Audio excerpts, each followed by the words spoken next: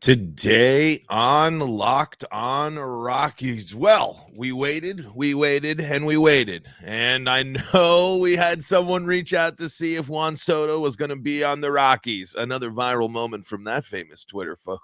Shout outs to Kevin there. But Juan Soto heads to the Mets. Willy Adames heads to the Giants. Locked On Rockies is back from the holiday break. Let's talk some baseball.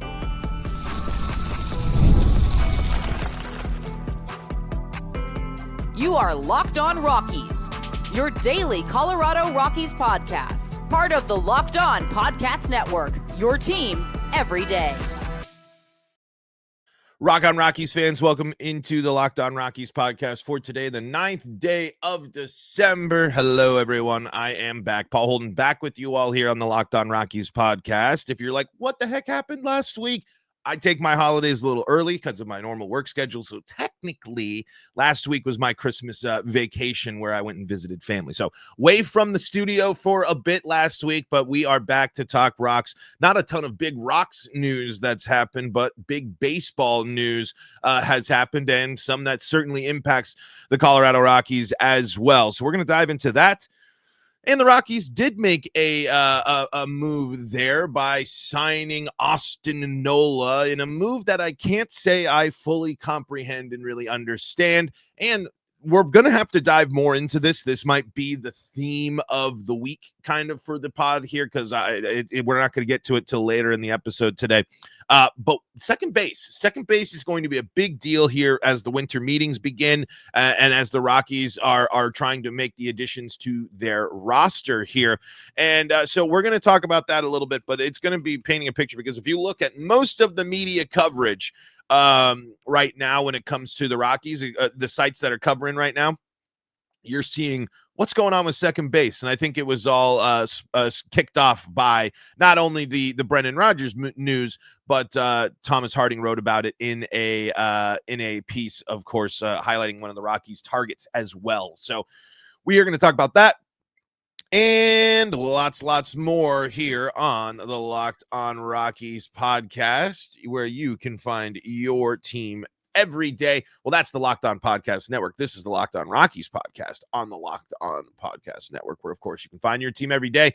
And if your team is the Colorado Rockies, then guess what? We are the spot for you. We're free and streaming on your favorite streaming services. We are on the Locked On Rockies YouTube channel, where you can be part of the show. You can fire off your Rockies hot takes. You can let me know what's on your mind when it comes to the Colorado Rockies. That's the best place to go if you want to be part of the show. And hey, we are super close to that 1,000 subscribers. So if you do listen to the show, if you would consider heading on over and checking out the Locked On Rockies YouTube channel, hitting that subscribe button and supporting the show there, really would appreciate it. Really would be awesome to hit that goal before the end of the year. Before we dive into everything today, FanDuel is today's sponsor. You can start the season with a big return on FanDuel. New customers can place a $5 bet, and you'll get started with $150 in bonus bets if you win your first $5 bet. Visit FanDuel.com to get started. All right, so here is the big news. The biggest contract in sports history. 15 years, $765 million, no deferred money. The numbers there, as reported by Jeff Passan yesterday, of Juan Soto's contract. There's also an opt-out after 5 years. There's a way for the Mets to void this deal. And it's crazy. So Juan Soto's deal is bigger than Shohei Ohtani's deal, bigger than Lionel Messi's with Barcelona, bigger than Patrick Mahomes with the Kansas City Chiefs. It is the exclamation point on the shift of the Mets and the Mets owner commitment to spending big. The reason why, one of them, obviously, but you're confident in doing that deal with Juan Soto because Shohei worked out so well. It's not going to probably transfer one-to-one. I think the amount of buzz and Juan Soto is the second. There's an argument that he's the second biggest name in baseball, maybe at least top 5, right? Like I mean, there's a reason why he's getting paid the biggest contract ever and all those reasons. But I think a reason why you see this deal being done, I think a reason why you see because the Yankees were in at I think it was, they were like, I think 10 million short, a little bit like 2.5 million per year less than the Mets. You saw how big of an impact Shohei was, not only on the field, but there's no way that Shohei didn't make back a good chunk of his money already. If not, there might be an argument to be made that he already paid it back. MVP, World Series champion, and did something historic. Juan Soto gives you that ability mixed with a team that's good. And, I mean, it opens up the can of worms. If you are not a big contract fan, if you are not, and of course, the Rockies will never make that deal, right? I mean, they'll make big deals, but they will never be in and able to make a deal that changes the fabrication of the sport and sports in general. And is that necessarily because here's my thing in the Rockies scope. I think the thing that we've learned as Rockies fans when it comes to big contracts is, like, there's a lot that can go right in 15 years. There's a lot that can go wrong. But when you have someone like that, when you create, because look, the Rockies had a Hall of Famer for 17 years, some trade talks there, albeit not close to the cost. But for Steve Cohen, the money's not the problem. I mean, it's clear that Steve Cohen can do things that other owners can't do. The Mets are in a position that other teams are not in. But I'm just saying, when you have a 15-year commitment to just one guy with some of the warning signs we've seen in baseball, and there's one on the Rockies, I wonder if that changes anything. Of course, the fact that he's Juan Soto changes a lot of things. When you do have the hype, the level of that player, when you do have the hype and the ability, and young, of course, he's not, what is he, 24, 26? It's just, I don't know. I guess when I sit here, my biggest relief, I guess, when I look at this is that I am really glad it wasn't to the Dodgers.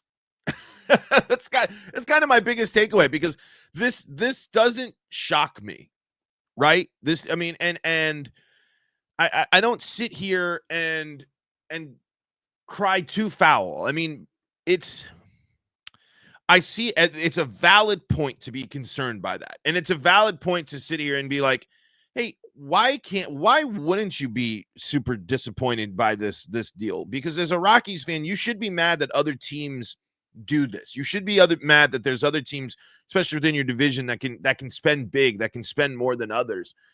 But again, it just goes down to my perception of what the owner's goal should be. Steve Cohen's goal since he joined the Mets was to make them a winner, was to win the World Series, was to make them a champion.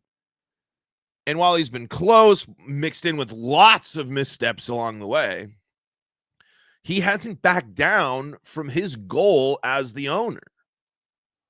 And there's just too many owners that will find excuses, will point fingers, will do things and say, oh, we can't do this, oh, it's bad, oh, blah, blah, and XYZ. And while there is some validity there, I just go back to, you own a baseball team. If you are in the business of baseball, if you're in the business of owning a sports team, if you want to be successful on the field, it's going to come at a cost, and a high cost to you. You are the owner. But it's because of what you invest into the team, then you get it back.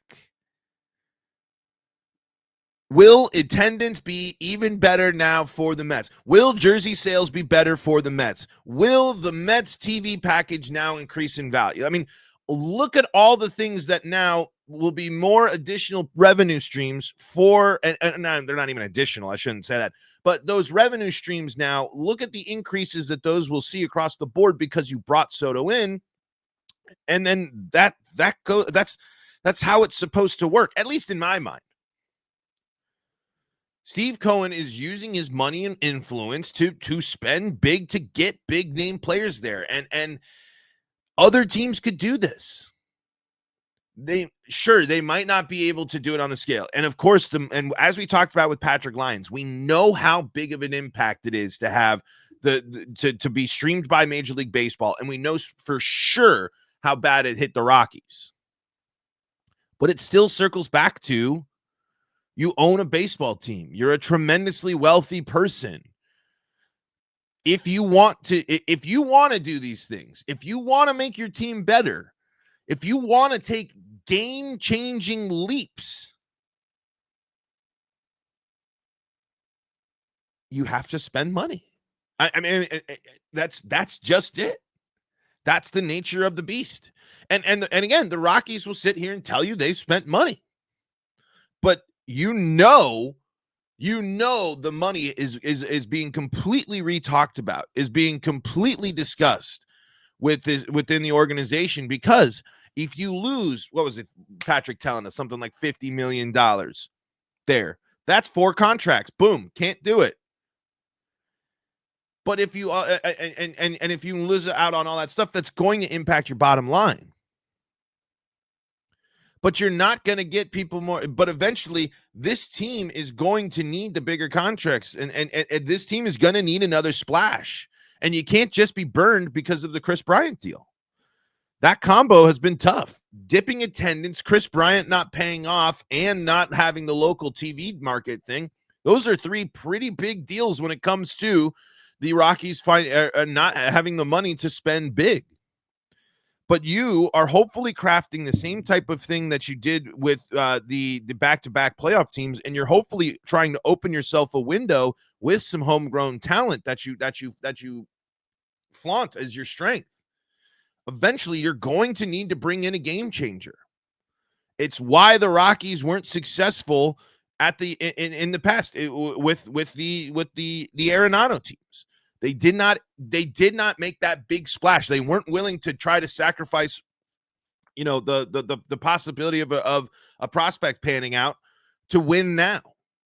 The Mets want to win right now. The Yankees want to win right now. The Dodgers want to win right now. All these teams also have that's what they're spending for.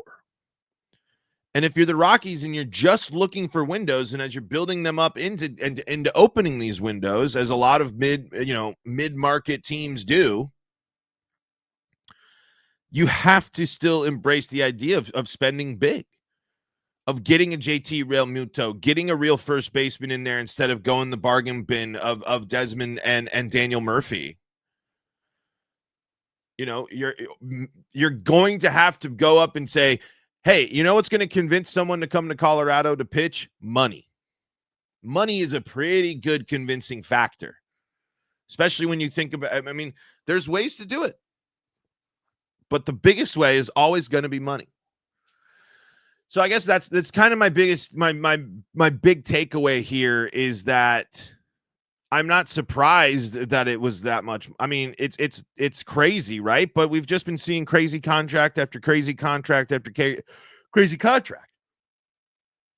So to see the Mets continue their trend of crazy contracts and to see the trend of owners with not only with more power and money, but owners that are more willing to spend money, go out and get the big name players. And I think that's a total game changer. And New York is probably a buzz today with that flip. And I'm sure Juan Soto gained a lot of fans and lost a lot of others. Hey, another big deal was signed this weekend, and it's a little bit closer to the Rockies world than Juan Soto. I mean, you're going to see Juan Soto against the Rockies, but not as much as we're going to see Willy Adames as he is going to the Giants. Let's talk about that next and its impact on the Colorado Rockies. We'll also talk about Austin Nola signing a deal with the Colorado Rockies. Why did they do that? We'll talk about that coming up next on today's episode of Locked On Rockies. Before we do that, though, got to tell you about the folks that help make this show possible, and that includes Omaha Steaks. Nothing delivers comfort and joy like the unrivaled quality and taste of Omaha Steaks. This year, skip the holiday hustle and bustle and save 50% off site-wide during their cyber sale at omahasteaks.com. Plus, get a $30 reward card when you shop early and score an extra $30 off with promo code MLB. With 5 generations of experience, Omaha Steaks consistently delivers the world's best steak experience, and their gifting experts have made it easy to deliver the perfect gift with thoughtfully curated gift packages starting at $89.99. From legendary steaks to mouth-watering desserts and more, save 50% off site-wide during the cyber sale at omahasteaks.com. Plus, our listeners get an extra $30 off with promo code MLB and a $30 reward card when you shop early. That's 50% off at omahasteaks.com and an extra $30 off with promo code MLB. Minimum purchase may apply. This is the Locked On Rockies podcast. We're free and streaming on your favorite streaming services, bringing you your daily Colorado Rockies talk right here on the Locked On Podcast Network, where you can find your team every day. And if your team is the Colorado Rockies, guess what? You're in the right spot. That's what we do. Head on over to the Locked On Rockies YouTube channel. Be part of the show. Fire off your Rockies hot takes. Let me know what is on your mind when it comes to the Colorado Rockies. All right, so Juan Soto wasn't the only big name to sign a big deal. Willy Adames gets the biggest contract in San Francisco Giants history. Buster Posey making some moves here.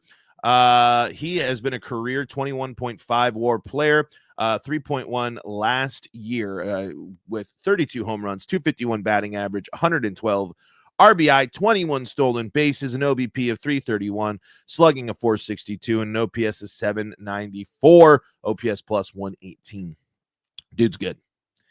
Dude is good, and dude is got the, honestly, when I see this, he's got the makings of a Rockies killer on him, and I think this is a move again where this one makes me a little more jealous, right? It's when you can bring in a player like this, and honestly, I think for Giants fans, it might feel a little bit kind of like when the Chris Bryant deal first happened, maybe just to put in kind of like a jolt of excitement, a team that was doing some weird stuff, weird thing, and then like, boom, here's a big name that's going to bring some energy.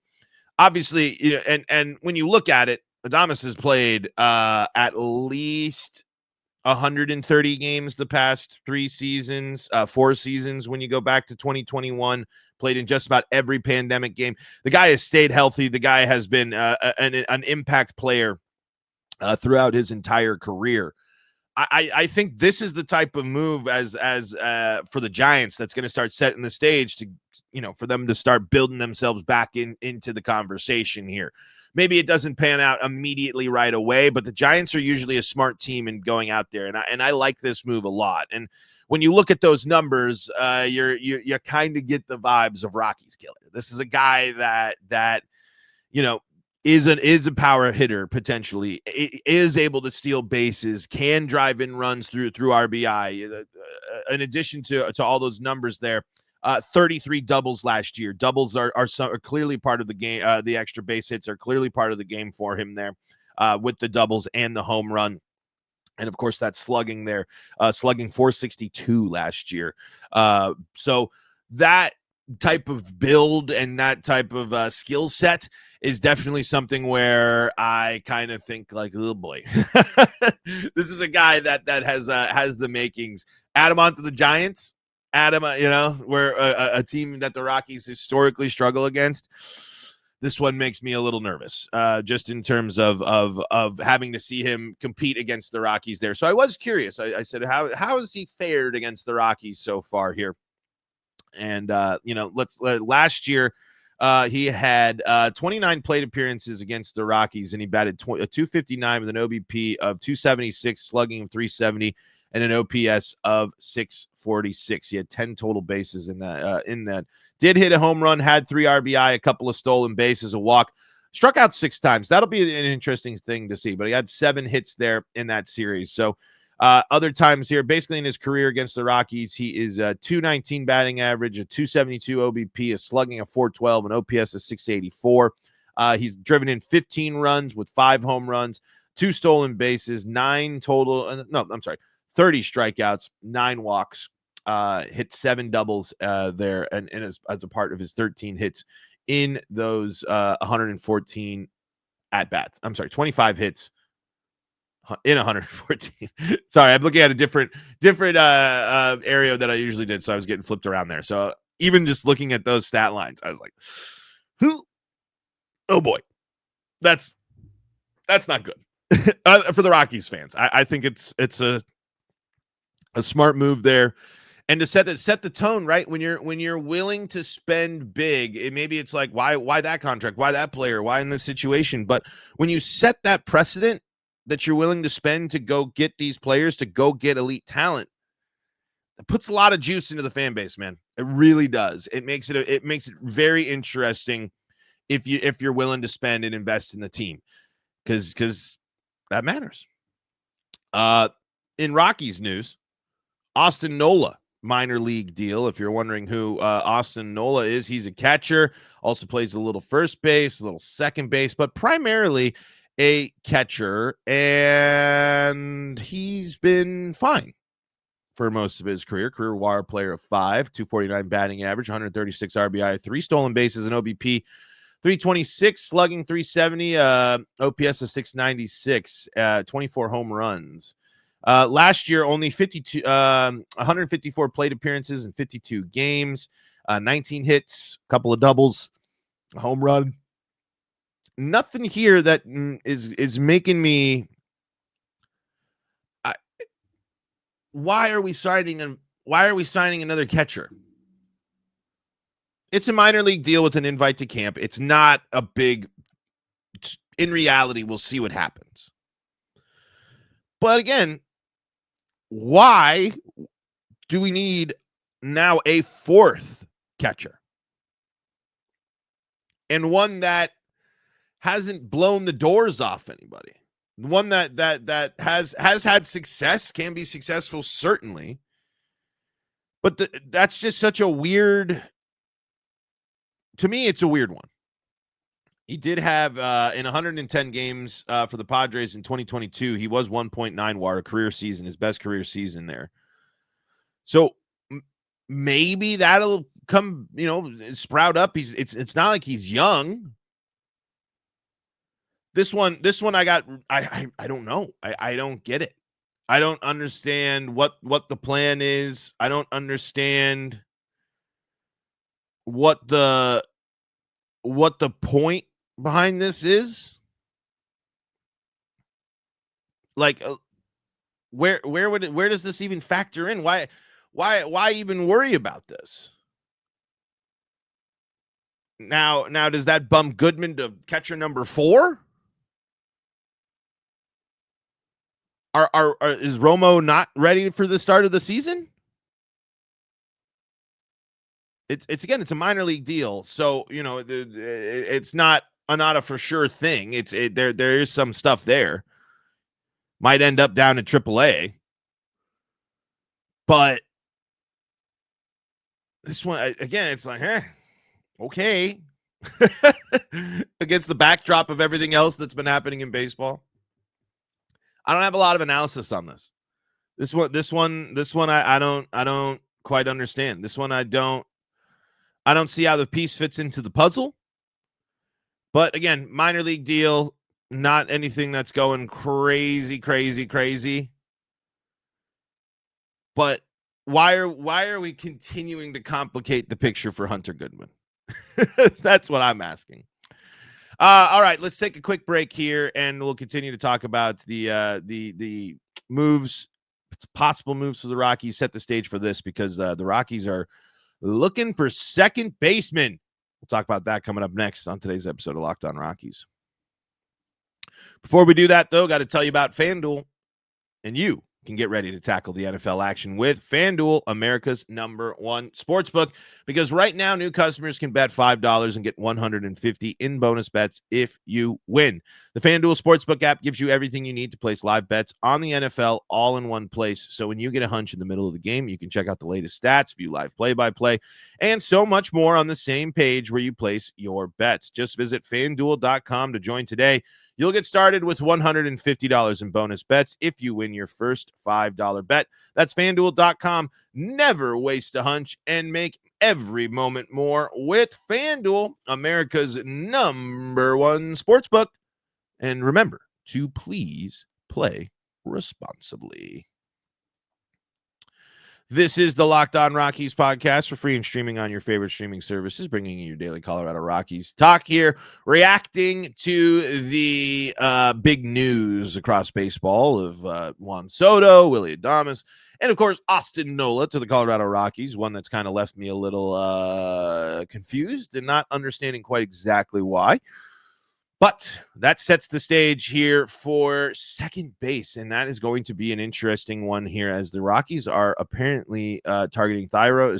I hope I'm saying it, Thairo Estrada, who had some productive time in San Francisco, but also some injury history. I mean, some really good stuff here. But here's from Thomas Harding's piece. Estrada, who turns 29 in February, began his career with the Yankees in 2019-2020 before earning significant playing time with the Giants in 22 and 23.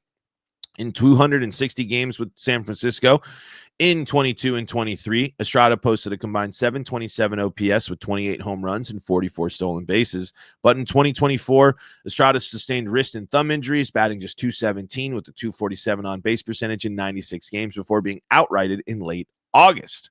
According to multiple sources, the Rockies have pursued Estrada primarily, but have had some level of contact with former Cub Nick Madrigal and former Blue Jay, Marlin, and Yankee John Birdie. The Rockies want a strong infielder to go along with 2024 Gold Glove winner Ezekiel Tovar at shortstop, four-time Gold Glove finalist Ryan McMahon at third base, and potential star Michael Tolley at first base. More importantly, the Rockies need an offensive player with the ability to reach base, offer speed on the bases, and provide a professional at bat. Well, he wasn't the fastest, but Brendan Rodgers still checks all those boxes, and depending on the deal, it'll be interesting to see. I honestly, this Estrada news could be really interesting because when you look at the numbers, especially when he's healthy, it's good. And if the injury stuff is a problem, at least hopefully you hope that he stays healthy long enough to set the tone to at least buy some time for your Amadors to come and the likes to come up. But this is an interesting move. This is second base is just going to be such an interesting position this year because what are the Rockies going to get in these new players that Brendan Rodgers didn't have, and what will the cost at that be? Again, doing something different, getting a different guy in there just to mix things up and move on. I can understand that, but I am sitting here still though when I'm looking at what the Rockies are looking for.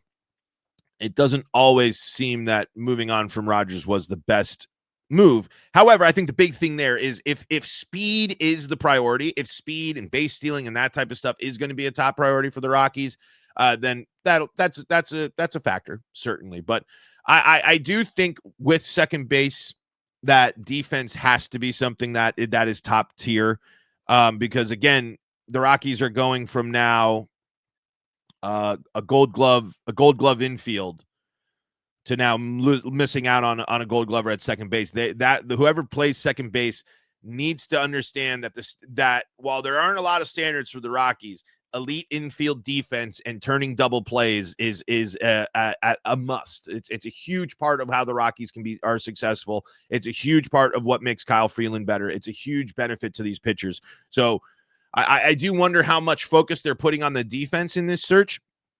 But I do wonder what it might look like as well for how much offense, because that's how I feel like with all of what's with the Rockies. How much of an emphasis are they going to put on adding offense in here? And if they got a shot at adding some offense there, and Estrada's got the possibility too. I mean, certainly. I mean, again, 22 doubles in 2022, 2023. He had 26 doubles.